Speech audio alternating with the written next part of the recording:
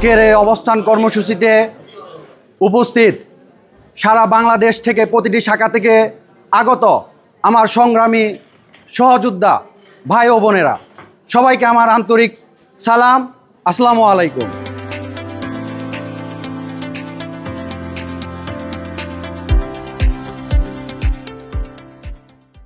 7 দফা দাবি নিয়ে 1953 সাল থেকে এফপিবি প্রতিষ্ঠা লগ্ন থেকেই আজ পর্যন্ত অনেক বৈষম্যের শিকার হয়েছে।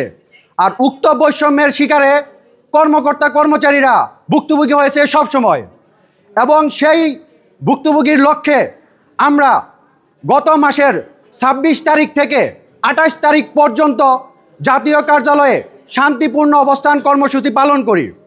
আমরা চেয়েছিলাম উক্ত 7 দফা দাবি তারা সুষ্ঠু সমাধান করে আমাদেরকে বিদায় করে দিবেন, কিন্তু তারা সেটা করলেন না। তারা করলেন 28 তারিখে আমাদেরকে বললেন, বিভিন্ন নিয়ম দেখালেন।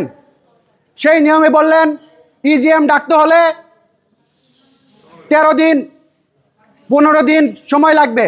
সেই লক্ষ্যে তারা 13 তারিখের 13/9/25 তারিখে ইজিএম ঘোষণা করলেন। ইজিএম হবে সাধারণ কর্মকর্তা কর্মচারীদের 7 দফা দাবি বাস্তবায়ন করা হবে 13 তারিখের ইজিএমে। সেই লক্ষ্যে আমরা 28 তারিখের কর্মসূচি সাময়িক স্থগিত করি এবং তাদেরকে আমরা বলি আমরা 13 তারিখে আমরা উপস্থিত থাকব।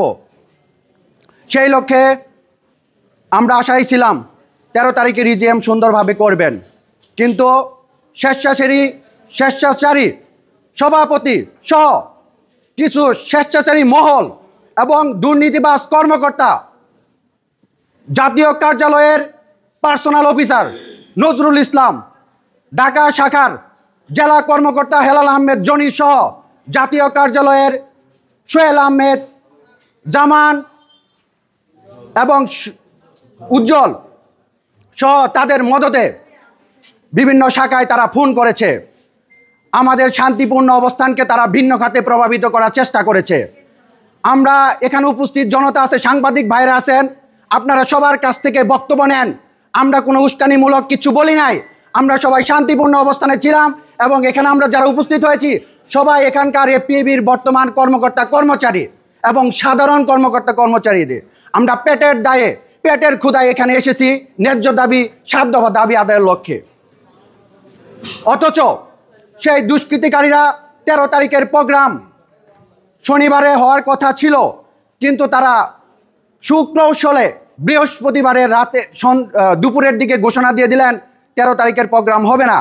আমার কথা হলো তারা 13 তারিখের প্রোগ্রাম কেন বানচাল করলো? তার মানে সবার সামনে